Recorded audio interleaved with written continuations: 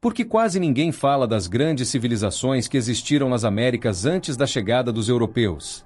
Porque cidades inteiras, com engenharia avançada, agricultura complexa e milhões de pessoas, simplesmente desapareceram, e o mais inquietante não é o fato de terem sumido, é o fato de que elas não foram pequenas, nem primitivas, e mesmo assim ficaram fora dos livros, das aulas e da memória coletiva. Hoje, você vai conhecer 5 civilizações da América que floresceram, dominaram seus territórios, e depois foram apagadas pelo tempo, pela natureza ou pela própria história.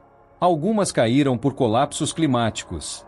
Outras foram abandonadas de forma tão repentina que parecem ter sido deixadas ontem.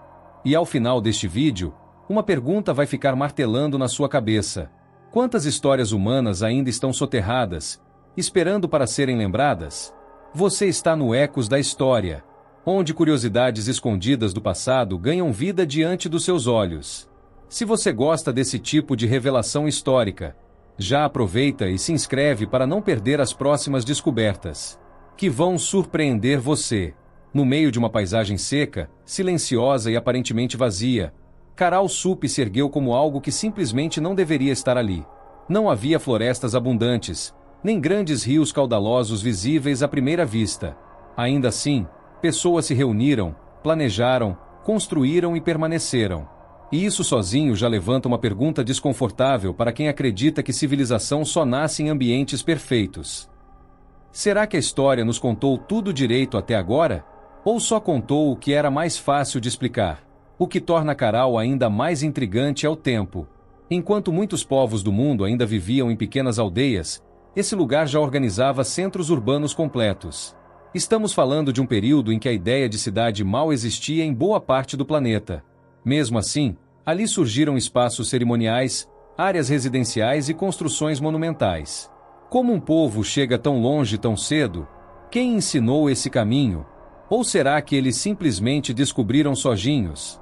As pirâmides de Caral não eram tumbas, como no Egito, nem fortalezas militares. Eram centros sociais e rituais, erguidos com precisão e intenção. Cada plataforma parece ter sido pensada para reunir pessoas, criar pertencimento e organizar a vida coletiva. Isso revela algo poderoso. Essa civilização não girava em torno da guerra. Girava em torno da convivência. E isso quebra mais um estereótipo sobre sociedades antigas, não quebra? Outro detalhe chama atenção logo de início. Não foram encontradas armas em grande quantidade, nem muralhas defensivas.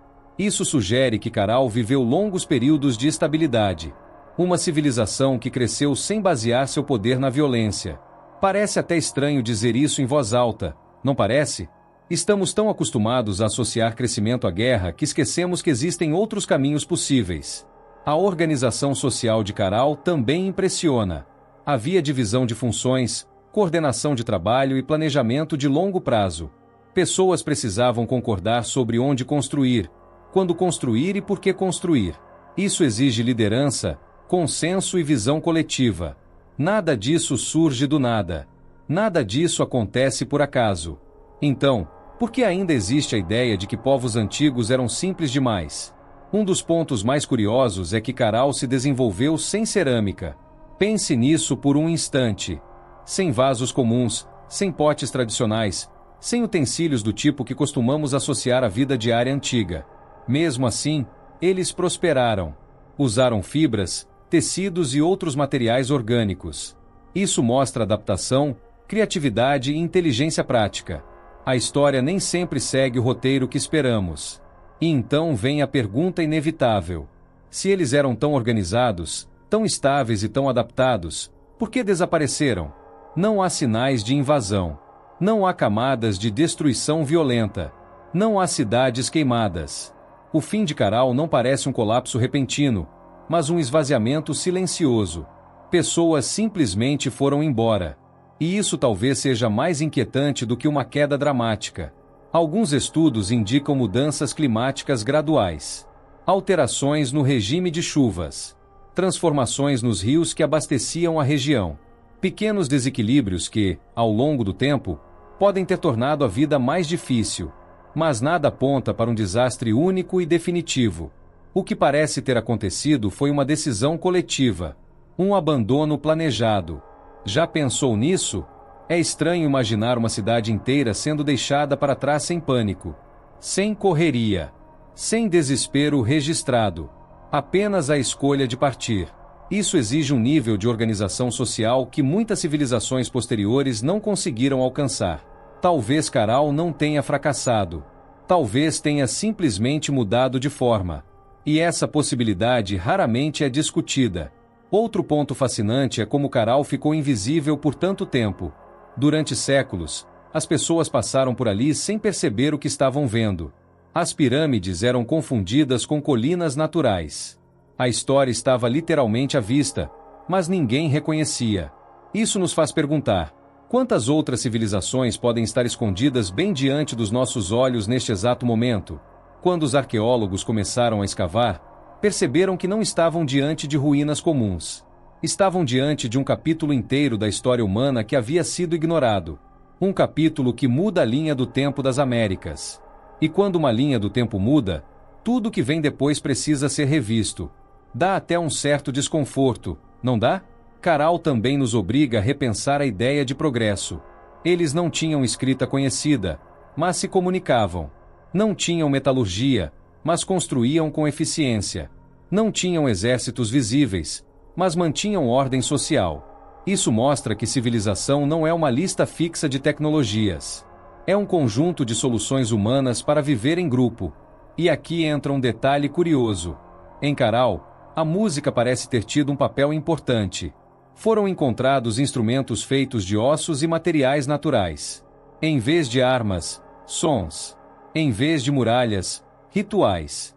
Dá quase vontade de brincar dizendo que eles resolveram conflitos no ritmo, não na força. Mas falando sério, isso revela muito sobre valores culturais. Cada nova descoberta em Caral levanta mais perguntas do que respostas. E talvez esse seja o maior charme dessa civilização. Ela não entrega tudo de uma vez. Ela provoca. Ela desafia. Ela obriga o espectador a pensar além do que aprendeu na escola. E convenhamos, isso é exatamente o tipo de história que fica na cabeça. Será que Caral influenciou civilizações posteriores da região? Muitos pesquisadores acreditam que sim. Ideias arquitetônicas, formas de organização e práticas sociais podem ter se espalhado. Mesmo que o nome Caral tenha sido esquecido, seu legado pode ter continuado vivo em outros povos. Às vezes, a civilização some, mas a ideia permanece. E se Caral não foi um começo isolado, mas parte de algo maior? Um ciclo de surgimento, adaptação e transformação que se repetiu várias vezes nas Américas. Isso faria sentido quando olhamos para outras civilizações que também floresceram e desapareceram sem deixar registros escritos claros. Coincidência demais, não acha? O mais impressionante é perceber que Caral surgiu cedo demais para caber nos modelos tradicionais da história. Por isso foi ignorada. Por isso foi subestimada. Às vezes, o problema não está no passado. Está nas lentes que usamos para enxergá-lo. Quando algo não se encaixa, tendemos a fingir que não existe. E aqui vai uma pergunta direta para você. Se Caral tivesse sido descoberta primeiro na Europa, será que teria ficado tanto tempo esquecida? Ou será que já estaria estampada em todos os livros didáticos do mundo? Essa reflexão incomoda, mas é necessária. Caral nos mostra que a história das Américas não começa com sociedades simples que evoluem lentamente. Ela começa com complexidade, planejamento e inovação. E isso muda tudo. Muda a narrativa. Muda a percepção. Muda o respeito que essas culturas merecem. Talvez o maior erro seja chamar Caral de civilização perdida. Porque ela não se perdeu sozinha. Ela foi perdida por nós. Pela falta de interesse. Pela falta de escuta. Pela insistência em repetir versões incompletas da história. E se esse foi apenas o primeiro choque deste vídeo, prepare-se. Porque Caral não é um caso isolado. Ela é apenas a primeira peça de um quebra-cabeça muito maior. Um quebra-cabeça que revela que a América foi palco de grandes civilizações muito antes do que costumamos admitir. Ao entender Caral, algo muda na nossa mente. Passamos a olhar ruínas, desertos e montes de terra com mais atenção. Porque agora sabemos. Onde muitos veem vazio, pode ter existido uma cidade. Onde muitos veem silêncio, pode ter ecoado uma civilização inteira. E isso nos leva à próxima pergunta inevitável. Se Caral surgiu cedo demais e desapareceu sem violência, o que mais pode ter acontecido com outras civilizações americanas? Quais histórias ainda estão soterradas, esperando alguém disposto a escutar? Talvez o passado esteja menos distante do que parece. Talvez ele esteja apenas quieto. E quando finalmente falamos de Caral Supe, não estamos apenas contando uma história antiga. Estamos corrigindo um silêncio histórico. E se você achou isso impressionante, segure essa sensação. Porque as próximas civilizações desta lista vão mostrar que Caral não foi exceção. Foi apenas o começo de uma América antiga muito mais poderosa do que nos contaram. Tiwanaku nasceu onde poucos acreditariam ser possível construir um império. O ar é rarefeito, o frio corta a pele e o solo parece pouco generoso. Ainda assim, ali surgiu uma sociedade que não apenas resistiu às alturas, mas transformou aquele ambiente extremo em vantagem. Isso já quebra uma ideia comum sobre limites humanos. Quem decide onde a civilização pode ou não florescer? Viver a quase 4.000 metros não foi um erro de cálculo. Foi uma escolha estratégica. Tiwanaku cresceu ao redor do lago Titicaca, usando a água como fonte de vida, transporte simbólico e centro espiritual. O lago não era apenas um recurso natural. Era parte da identidade do povo. Quando a água fala, a civilização escuta. Os campos elevados criados por Tiwanaku são um dos maiores exemplos de engenharia agrícola antiga. Eles protegiam as plantações do frio intenso, controlavam a umidade e evitavam enchentes. Era um sistema tão eficiente que ainda hoje impressiona pesquisadores. Isso não é improviso. É conhecimento acumulado ao longo de gerações. Esses campos não surgiram do nada. Foram planejados, testados e aperfeiçoados com paciência. Cada elevação, cada canal, cada desvio de água tinha um propósito. Nada ali era aleatório. E isso levanta uma pergunta simples e poderosa. Quanto tempo leva para uma sociedade dominar completamente seu ambiente? A capital de Tiwanaku refletia essa organização. Grandes blocos de pedra perfeitamente ajustados, sem argamassa visível, formavam templos e praças cerimoniais. Algumas pedras parecem quase desafiadoras, como se perguntassem ao visitante moderno: você conseguiria fazer isso hoje? A resposta costuma ser desconfortável. Essas construções não eram apenas técnicas. Eram simbólicas. Representavam poder, ordem e conexão com o sagrado. Cada espaço parecia pensado para reunir pessoas, reforçar crenças e criar coesão social. Uma cidade não é só feita de paredes. É feita de ideias compartilhadas. Durante séculos, Tiwanaku exerceu influência sobre regiões distantes. Ideias, estilos e práticas se espalharam pelos Andes. Isso mostra que não estamos falando de um povo isolado.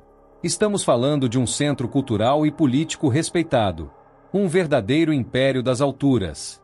Mas então, algo começa a mudar lentamente. Não de forma espetacular. Não com explosões ou invasões. Pequenos sinais surgem primeiro. O lago começa a recuar. As estações ficam menos previsíveis. As colheitas deixam de ser confiáveis. A natureza muda o tom da conversa. Uma seca prolongada se instala na região. Não por um ano. Não por 2. Mas por décadas. E quando a base de uma civilização depende diretamente do clima, cada ano seco pesa como uma decisão difícil. Continuar ou partir? Adaptar ou abandonar? Tiwanaku tentou resistir. Tentou ajustar seus sistemas. Tentou manter o equilíbrio. Mas até as sociedades mais inteligentes têm limites. Quando o ambiente muda rápido demais, até o melhor planejamento pode falhar. Isso não é fraqueza. É condição humana. As cidades começaram a esvaziar. Não de uma vez. Não em pânico. Pessoas foram saindo aos poucos, buscando regiões mais estáveis. Os templos ficaram sem vozes. As praças ficaram sem passos. O silêncio foi tomando conta de um lugar que antes pulsava vida. E aqui surge algo inquietante.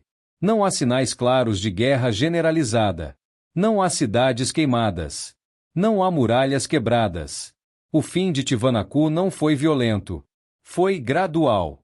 Quase respeitoso. Como se todos soubessem que aquele ciclo havia chegado ao fim. Hoje, os blocos de pedra permanecem alinhados com uma precisão quase absurda. Alguns parecem recém-colocados, apesar dos séculos. Eles não gritam ruína. Eles sussurram espera. Dá a sensação estranha de que alguém vai voltar a qualquer momento. Muita gente pergunta se Tiwanaku caiu apenas por causa do clima. A resposta honesta é que o clima foi o gatilho, não o único fator. Crises ambientais costumam revelar tensões internas, desigualdades e limites sociais que já existiam. A natureza apenas acelera o que estava latente. Isso nos leva a uma reflexão desconfortável. Nenhuma civilização cai apenas por um motivo. Elas caem por conjuntos de pressões. E Tiwanaku nos mostra isso com clareza. Quando o equilíbrio entre sociedade e ambiente se rompe, até impérios das alturas se tornam frágeis. Existe algo quase poético nessa história. Um povo que dominou a paisagem acabou sendo transformado por ela. Não por castigo, não por falha moral, mas porque tudo muda. E civilizações, assim como pessoas, precisam saber quando mudar também. Alguns descendentes dos povos influenciados por Tiwanaku continuaram vivos, adaptados em outras regiões. A cultura não desapareceu por completo. Ela se transformou. Isso é importante lembrar. Civilizações não somem do mapa. Elas mudam de forma. Talvez o maior erro seja pensar em queda como fracasso. Tiwanaku prosperou por séculos. Criou conhecimento, arte e organização. Deixou marcas profundas na história andina. Isso não é derrota. Isso é legado. E agora, uma pergunta direta para você que está ouvindo. Se uma sociedade tão adaptada caiu por mudanças ambientais, o que isso diz sobre qualquer civilização que dependa de equilíbrios delicados hoje? Essa pergunta incomoda, mas é necessária. Tiwanaku não é apenas uma ruína antiga. É um espelho.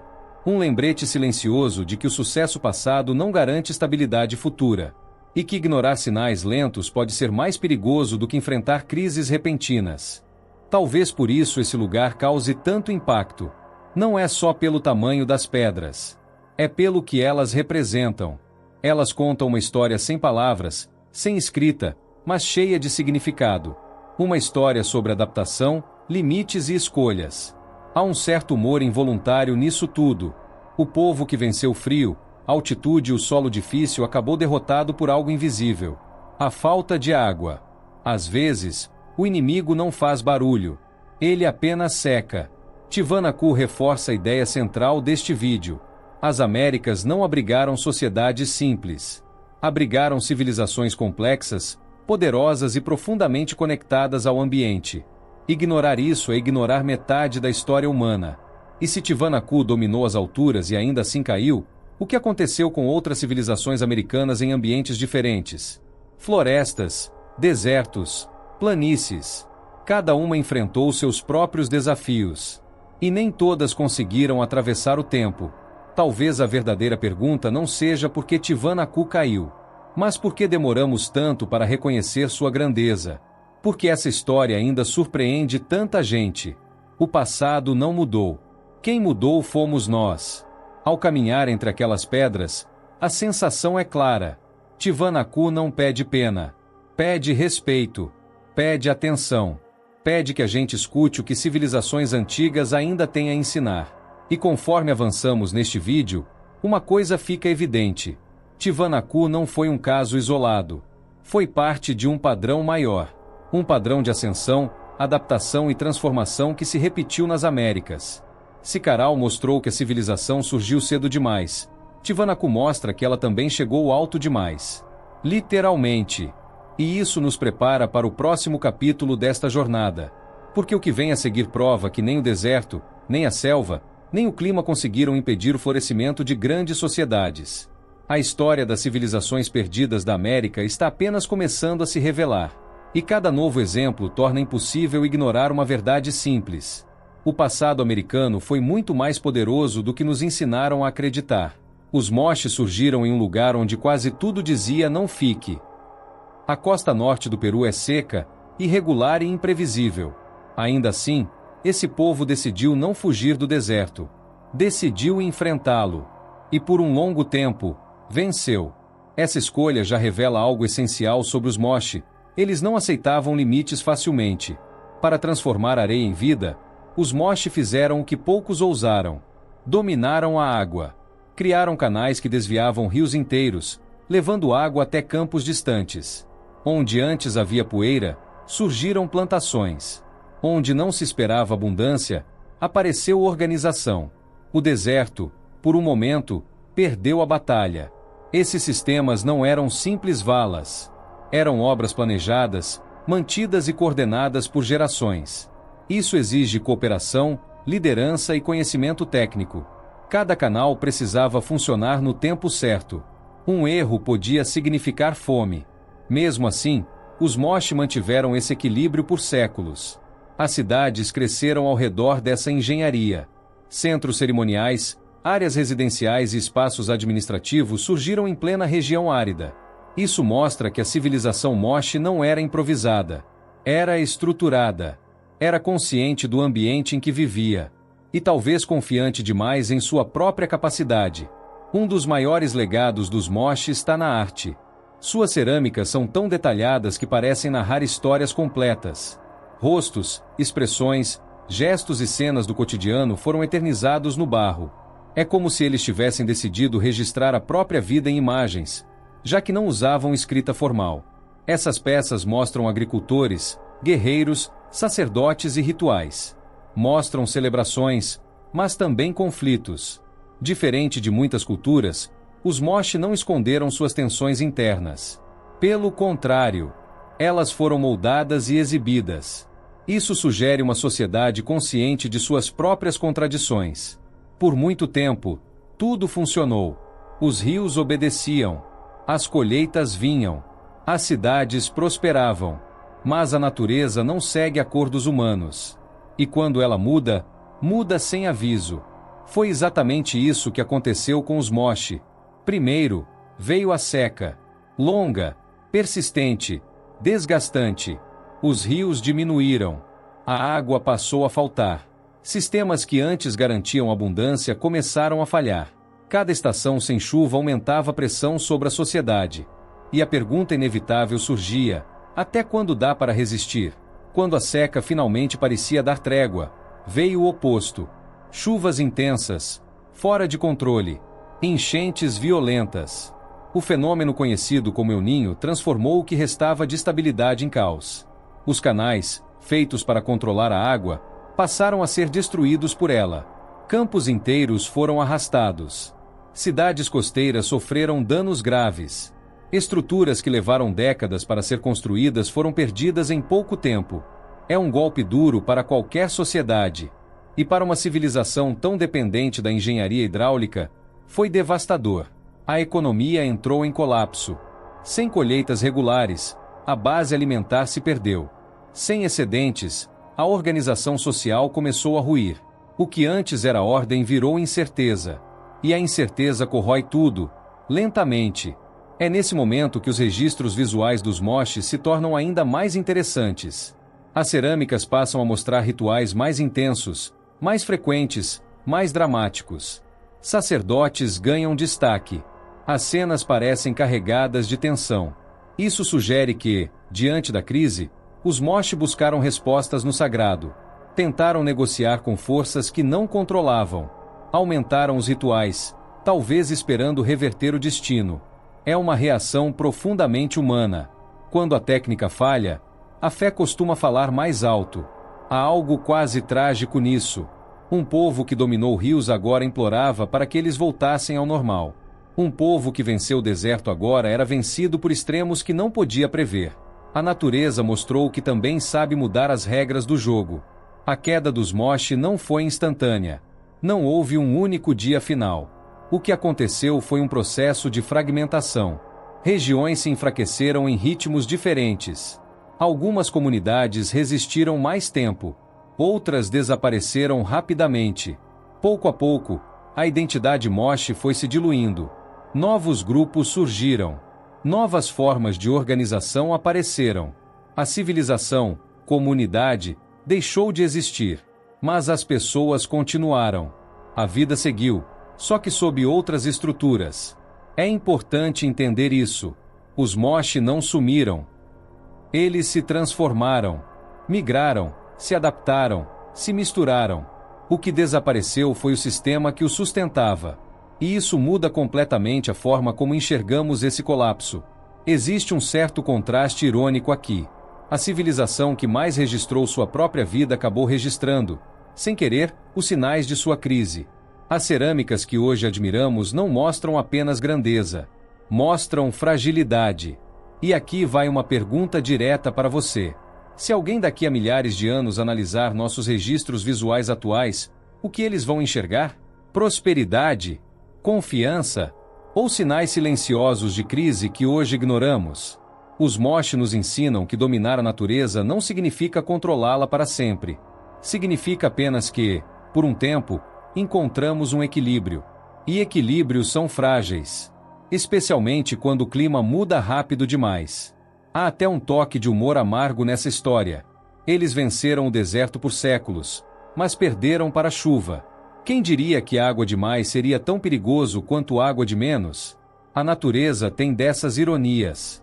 Essa história reforça algo essencial neste vídeo. As civilizações perdidas da América não caíram por serem simples ou atrasadas. Caíram porque enfrentaram desafios gigantescos. E, por muito tempo, venceram. Os Moche foram engenheiros, artistas e organizadores sociais de alto nível. O fato de terem colapsado não apaga isso. Pelo contrário, torna sua história ainda mais relevante, porque mostra o quão difícil é sustentar uma civilização ao longo do tempo. Quando olhamos para ruínas soterradas pela areia, é fácil pensar em fim. Mas talvez seja mais correto pensar em aviso. Os Moche deixaram marcas claras de como a relação entre sociedade e clima pode definir destinos inteiros. E conforme avançamos nesta lista de civilizações perdidas da América, uma coisa fica cada vez mais clara. Cada uma caiu de um jeito diferente. Mas todas tinham algo em comum. Eram muito mais avançadas do que nos ensinaram a acreditar. Sikaral mostrou o nascimento precoce da civilização, e Tiwanaku mostrou os limites da adaptação extrema. Os Moche mostram algo ainda mais direto. Nem toda a engenharia do mundo consegue vencer uma natureza em desequilíbrio. E isso prepara o terreno para o próximo capítulo. Porque agora vamos sair do deserto e seguir para um lugar onde ninguém esperava encontrar uma grande metrópole antiga. Uma cidade tão grande que, por muito tempo, simplesmente se recusaram a acreditar que ela existiu. No sudoeste dos Estados Unidos, penhascos de pedra escondem casas que parecem desafiar o tempo. Os ancestrais puebloanos construíram complexos urbanos impressionantes, com edifícios de vários andares, alinhamentos astronômicos e redes comerciais extensas. Por séculos, prosperaram, até que algo mudou drasticamente. Entre os séculos 13 e 14, uma mega-seca atingiu a região. Colheitas falharam. Água desapareceu. Conflitos aumentaram. E então, de forma coordenada, essas cidades foram abandonadas. Não em pânico, não em guerra, mas em migração. Os descendentes desses povos ainda existem hoje, carregando tradições que sobreviveram mesmo quando as cidades ficaram para trás. Agora me conta nos comentários. Qual dessas civilizações mais te surpreendeu até aqui? Você já tinha ouvido falar de alguma delas antes? O detalhe mais inquietante de todas essas histórias é o mesmo. Nenhuma dessas civilizações caiu por atraso ou incapacidade. Elas eram complexas, adaptadas e engenhosas. O que as derrubou foram mudanças rápidas, climáticas, ambientais ou sociais, mais velozes do que sua capacidade de resposta. Isso levanta uma pergunta desconfortável. Se sociedades tão avançadas colapsaram, o que isso diz sobre a nossa própria civilização hoje? Talvez o passado não esteja tentando nos contar apenas o que aconteceu. Talvez esteja tentando nos avisar. Essas civilizações não foram fracassos. Elas foram capítulos completos da história humana. Capítulos que ficaram enterrados, até começarmos a escutar seus ecos. E enquanto houver ruínas sob a terra, histórias esquecidas e perguntas sem resposta, o passado nunca estará realmente morto. Ele apenas espera ser lembrado.